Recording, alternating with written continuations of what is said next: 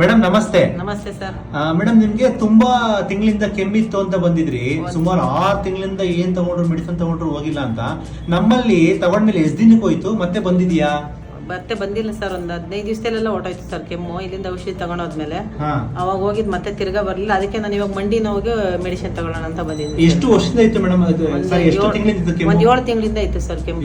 7-8 ತಿಂಗಳಿಂದ ಇತ್ತು. ಹಾಸ್ಪಿಟ್ಲಿಗೆಲ್ಲ ತೋರಿಸ್ತಾ ಇಲ್ಲೂ ಕಡಿಮೆ ಆಗಿರ್ಲಿಲ್ಲ. ಮತ್ತೆ ಇಲ್ಲಿಗೆ ಬಂದ್ಮೇಲೆ ಕಡಿಮೆ ಆಗಿದೆ. ಫುಲ್ ಕಂಪ್ಲೀಟ್ ಆಗಿ ವಾಸಿ ಆಗಿದೆ. ಕಂಪ್ಲೀಟ್ ಆಗಿ ವಾಸಿ ಆಗಿದೆ. Okay okay okay. ಏನ್ ಹೇಳಕ್ ಇಷ್ಟಪಡ್ತೀರಾ?